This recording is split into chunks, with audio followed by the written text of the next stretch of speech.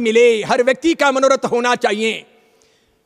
अच्छे कपड़े पहन लेने से आदमी भव्य नहीं हो जाता, बहुत बड़ा मकान या बंगला बना लेने से हम महान नहीं बन जाते, अच्छे आभूषण धारण करके हम स्वर्गिक आनंद की अनुभूति नहीं कर सकते। उसी प्रकार अच्छा खाना पीना मिल जाए और हम सुखी हैं ऐसा मान बैठे तो यह हमारी बहुत बड़ी ऐतिहासिक भूल होगी। जब तक विषय वासनाओं का सेवन कर रहे हैं तब तक हम गलत हैं, जब तक पापों के मार्ग पर हैं तब तक हम गलत हैं, जब तक हम विरक्त नहीं बने हैं, वीरतिधारी नहीं हैं, तब तक हम गलत हैं, रॉन्ग वे में हैं। इसीलिए हमको अपना वे, अपना पथ, अपना मार्ग छोड़ना तो होगा। कल छोड़ो या आज छोड़ो, कल त्यागो या आज त्यागो, अंततः मरते दम तक अपना भी लोगे तो भी मरने के साथ में ये सब चीजें छोड़नी है। ना बाप काम आएंगे, ना माँ काम आएगी, ना बंधु बांधव साथ आएंगे, ना धन दौलत साथ आएगी। कितने भी सोने की ईंटें तिजोरी में संजो करके रखी हों और रोज दर्शनम देव देवस्य की तरह दर्शनम स्वर्ण दर्शन अगर उस प्रकार सोना रोज खोलते हो और देखते हो, उससे कोई स्वाद नहीं आने वाला। मरते समय तो एक नन्ही सी अंगूठी भी हाथ में रहने कोई देगा नहीं, लक्कड़ के हवाले ये पूरा अक्कड़ हो जाएगा। एक कपड़ा सिर्फ उड़ाया जाएगा, कोई शूट शेरवानियां वहां काम आएगी नहीं। वाला ते वाला सू करो वाला वड़ावी ने वल से ऐसी स्थिति बनेगी। जिन जिन को आप प्यार करते हो वे सब भी मरगट तक आपके साथ चलेंगे, वहां छोड़कर अग्नि के हवाले करके लौट के चले आएंगे। पत्नी आती है घर के दरवाजे तक छोड़ने के लिए, साथी और स्वजन आते हैं समतान तक तोड़ने के लिए, उसके बाद में आगे कोई नहीं आता। आगे जो आते हैं वो हमारे पुण्य और पाप आते हैं। और इसीलिए वैरागी बनना, विरक्त बनना, संसार की सारी समस्याओं को समझना, भली भांति आगे बढ़ना अत्यंत आवश्यक है। आहार की आसक्ति को छोड़कर हम आहार पौषध के तौर पर पौषध व्रती बन सकते हैं। एकासना करके, आइंबिल करके, उपवास करके पौषध व्रत हो सकता है। आहार के प्रति आसक्ति, तप के प्रति आसक्ति हो सकती है, तप के प्रति, तपस्या के प्रति आसक्ति हो सकती है, शक्ति ना हो, लेकिन आहार के प्रति आसक्ति नहीं होनी चाहिए। आहार का ममत्व नहीं होना चाहिए। ये मानकर चलना चाहिए कि मेरा जीवन खाने के लिए नहीं है, जीवन यापन करने के लिए भोजन करना पड़ता है, भोजन के लिए जीवन नहीं है। मैं भोजन के लिए जन्मा नहीं हूं, भोजन मेरे लिए है, लेकिन मैं भोजन के लिए नहीं हूं। मेरी जिंदगी आहार पर नहीं, आहार मेरे लिए उपयोग में आ सकता है। आहार से जीवन का शुरुआत हुई है, आहार से जीवन की शुरुआत हुई है, आहार पर जीवन का अंत नहीं होना चाहिए। आहार पौषध का मतलब है एकासना, आइंबिल या उपवास करके पौषध करना, और उसमें भी आहार की वृत्तियों को, आहार के ममत्व को, आहार की लालसा को छोड़ना, रस का परित्याग करना, वृत्तियों को संक्षिप्त करना, उन्नोदरी करने का प्रयत्न करना, सुंदर तरीके से जीवन यापन करने के लिए, इस देह को चलाने के लिए, शरीर के निर्वाण के लिए आहार करना, क्योंकि ये शरीर है नाशवंत है, ये शाश्वत नहीं है। दूसरा पौषध है शरीर सत्कार पौषध, यानी कि शरीर सत्कार करना उचित नहीं है, शरीर को सजाना ठीक नहीं है। क्या शरीर को सजाओ, गुणों से मन को सजा लो, आत्मा को सजा लो तो बेहतर है। सजा धजा शरीर भी अगर भीतर से गुणवान नहीं होगा तो हमारे लिए वो एक प्रकार की ऐतिहासिक हार होगी। और बिना सजा हुआ शरीर भी भीतर से अगर गुणवान होगा, राग द्वेष से मुक्त अगर होगा, अंदर ईर्षा और जलन अगर नहीं होगी, कूड़ कपट और माया नहीं होगी, पक्षपात और ऊंच नीच नहीं होगी, सर्व आत्माओं के प्रति सद्भाव अगर होगा, मैत्री भाव का झरना अगर भीतर बह रहा होगा, राग द्वेष को कम करने का अगर हमारा प्रयत्न होगा, तो निश्चित तौर पर अंदर के वे गुण महकेंगे। और शरीर जब छोड़ भी जाएगा तब भी वो कभी गुण नष्ट नहीं होंगे। आत्मा के गुण अजर अमर हैं, वे शाश्वत हैं, वे भवांतर में साथ चलेंगे। कितनी भी खूबसूरत काया हो, कभी किसी की काया साथ नहीं चली। भले उसे खिलाया पिलाया, रोज टमाटर खिलाए, मिठाइयाँ खिलाई, गुलाब जामुन खिलाए, रोज मालिश करवाई, सेंट शैम्पू साबुन वगैरह बहुत लगाए, नाना प्रकार के उपक्रम किए, बहुत सजावट की, अच्छे अच्छे कपड़े पहनाए, उसे एसी में रखा, हीटर में रखा, कूलर में रखा, गाड़ियों में घुमाया, उसे सजाया, बूट पहनाए, कोट पहनाया, टाई पहनाई, टोपी पहनाई, स्वेटर पहनाए, नाना प्रकार के उपक्रम किए। दांत कमजोर हुए, नए दांत लगाए, आंखें कमजोर हुई, चश्मा लगाया, कानों में कम सुनाई दिया, एयरफोन ले आए, बाल सफेद हो गए तो पट्टों ने डाई करके भी बाल को काला करने का प्रयत्न किया, और मन में यह आश्वासन लिया कि नहीं अभी तो मैं बुढ़ा नहीं हूं, मैं जवान हूं, मुझे कोई अंकल ना कहें, मुझे कोई बूढ़ा वृद्ध ना कहें। इस प्रकार हमने बहुत कोशिश की, कमर झुकी तो हम कोई ना कोई वॉकर ले आए, सब कुछ किया, और तब भी उम्र ठहरी नहीं, शरीर थकना झुका नहीं, रुका नहीं, शरीर के समाप्तिकरण की प्रक्रिया कहीं भी रुकी नहीं।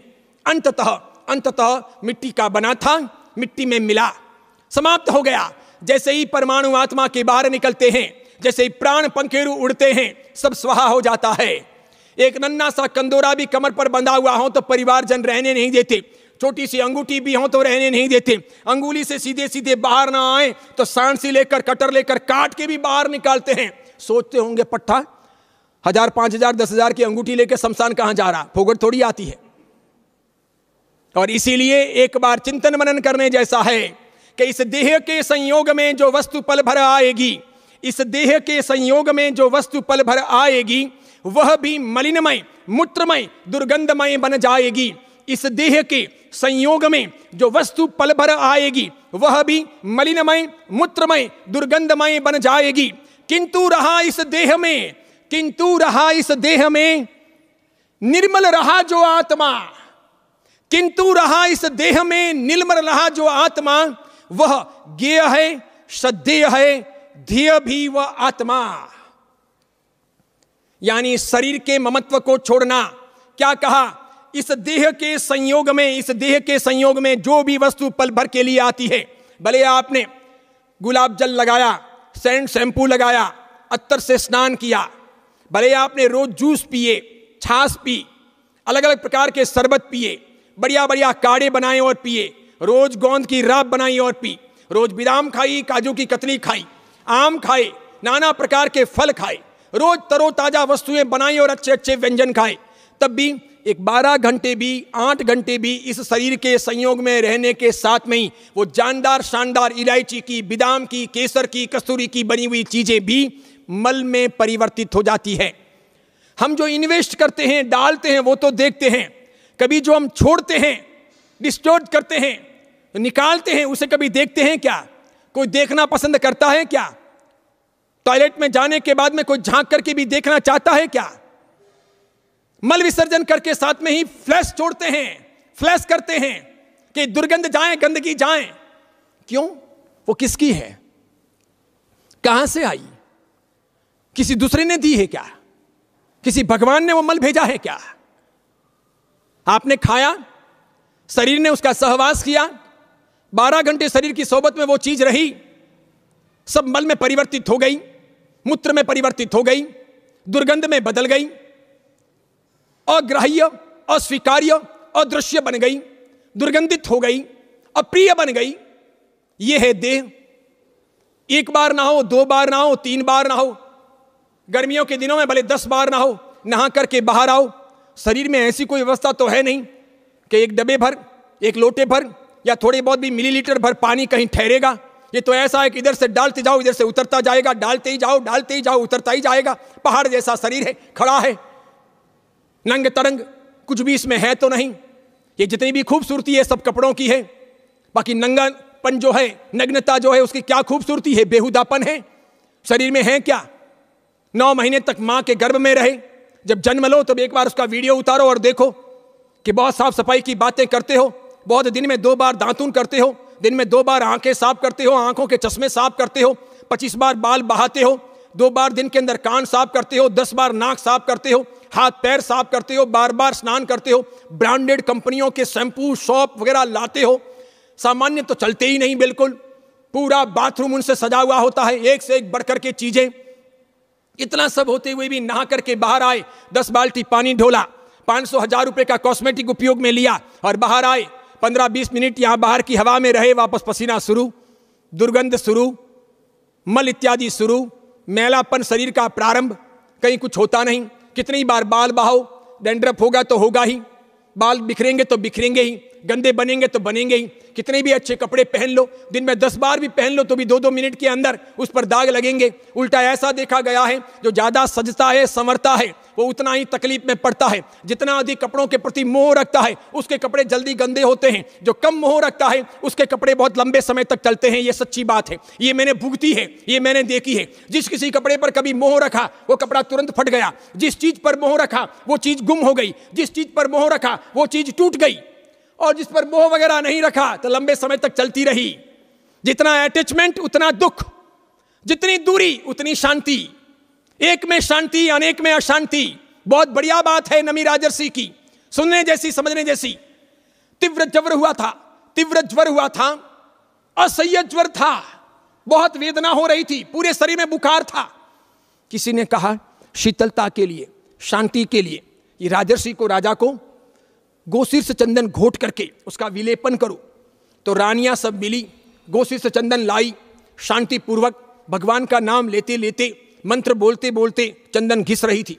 अब सब सुहागनें थी, क्योंकि राजर्षि जिंदे थे तो वह सब रानियां इतने इतने कंगन पहनी हुई थी। अब तो नई फैशन आ गई है, सुहागनें कंगन नहीं पहनती, हाथ भी नग्न के नग्न।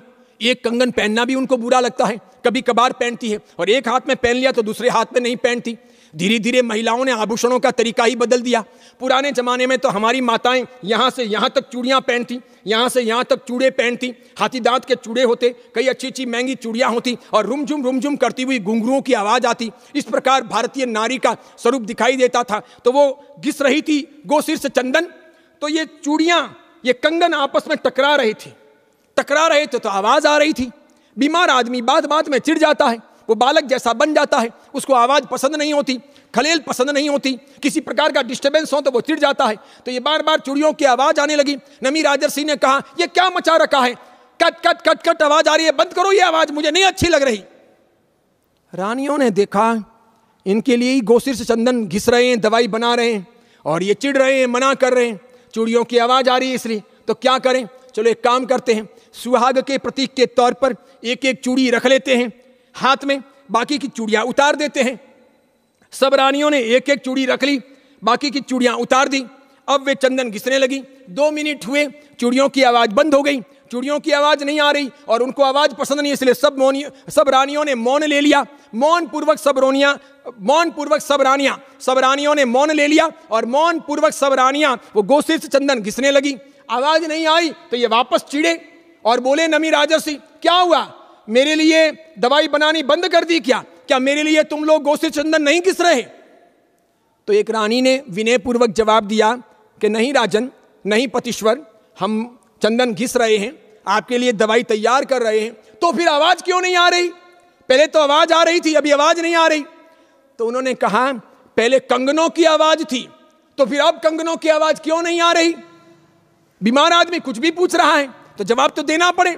रानियों ने कहा, पहले कंगन बहुत ज्यादा थे तो आपस में वे टकराते थे, अब एक एक कंगन ही सुहाग के प्रतीक के तौर पर रखा है, और बाकी के कंगन सब निकाल दिए हैं, इसलिए आवाज नहीं आ रही।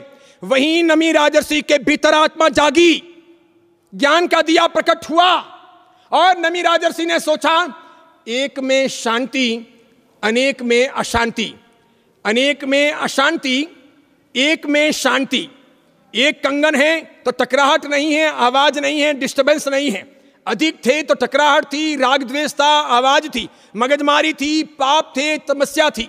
बस वहीं जागे और नक्की कर लिया, जैसे ही मैं स्वस्थ बनूंगा तत्काल ये सब मोह माया या अनेकताओं को छोड़कर अकेले में, अपने में, अंतरात्मा में बसने के लिए निकल चलूंगा वीतराग के मार्ग पर। शासन देवों ने मेहरबानी की, तत्काल वे स्वस्थ हो गए। स्वस्थ होते ही एक दिन भी घर में रुके नहीं, नमी राजर्षि ने दीक्षा ले ली। इसे कहते हैं श्रावक जीवन, इसे कहते हैं पौषध व्रत, इसे कहते हैं वैराग्य, इसे कहते हैं साधना। और इसीलिए इस देह के संयोग में कोई भी वस्तु पल भर भी आती है, तत्काल वो दुर्गंधमय, मलिन, मूत्रमय हो जाती है। कितना भी इसको खिलाओ पिलाओ, इसको कोई संभालो, कुछ भी नहीं कर पाते। कितने भी साधन सामग्रियां हो, भले आपने बाईपास सर्जरी करवाई हो, नया वॉल्व वगैरह लगवाया हो, किडनी आपने ट्रांसफर करवाई हो, नया लीवर आपने फिट करवाया हो, हड्डियां पसलियां टूट गई हो तो नई हड्डियां किसी की लेकर के डलवाई हो, तब भी उम्र को आप रोक नहीं सकते, बुढ़ापे को आप रोक नहीं सकते, जीवन के व्यतीत होने वाले इस प्रक्रिया को आप कहीं थाम नहीं सकते। जाना, समाप्त होना, मिट्टी में मिलना, ये इस शरीर की नियति है। आज तक किसी का शरीर अजर अमर रह न सका। तीर्थंकर का, चक्रवर्ती का, महान महान अवधि ज्ञानियों का, पूर्वधरों का, महान शुद्धधरों का, महान चमत्कारिक व्यक्तियों का, और बड़े बड़े सेठ साहूकारों, राजा महाराजाओं और श्रीमंतों का शरीर भी जब साबुत नहीं रहा तो आपकी और मेरी बिसात क्या?